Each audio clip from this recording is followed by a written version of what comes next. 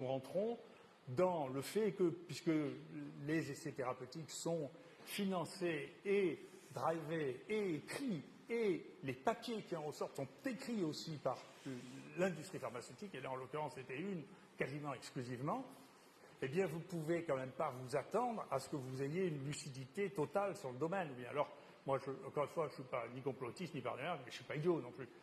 Quand à la fin, l'Europe achète pour 2 milliards d'un médicament dont tout le monde sait depuis mai, parce que ça a été publié dans la plus grande étude randomisée que ça ne marche pas, vous avez le droit de dire, écoutez, il y a quand même un problème.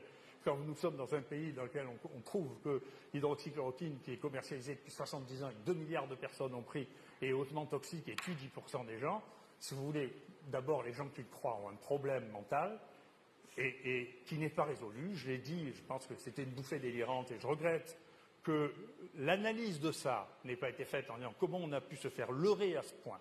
Vous savez, l'hydroxychloroquine, ça se délivrait sans ordonnance l'année dernière. D'accord ? Et il s'était distribué 32 millions de comprimés d'hydroxychloroquine. Et brutalement, en 2020, ça tue 10% des gens. Il y a des gens qui croient ça. Et qui croient ça à l'OMS et qui croient ça au gouvernement et qui ne reviennent pas en arrière. Mais comment c'est possible ? Vous êtes fous, c'est pour ça que les Africains ne les croient pas. Les Africains, ils ont commencé à rigoler quand on a pris une décision de dire il faut arrêter ce médicament qui est terrible, ça va tuer les gens, mais vous êtes fous. Enfin, tous les gens qui sont allés en Afrique ont pris de l'hydroxychloroquine.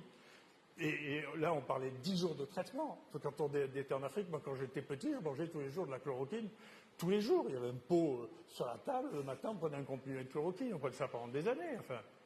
Donc, comment est-ce que ce mensonge énorme a pu passer, et comment, dans cette situation de tension et d'absence complète de contrôle, de réflexion sur l'information, on est dans un problème de crédibilité monstrueuse, puisque les 2 meilleurs journaux du monde ont publié des horreurs qu'ils ont dû rétracter dans le mois qui a suivi. C'est inouï, c'est-à-dire que le Lancet a publié un papier qu'ils ont rétracté avec honte en disant non, mais on s'est fait leurrer avec cette histoire d'hydroxychloroquine. Quant au New England, c'est devenu un organe de publicité pour celui qui a essayé de vendre des médicaments et qui a réussi à le faire à l'Europe quand même.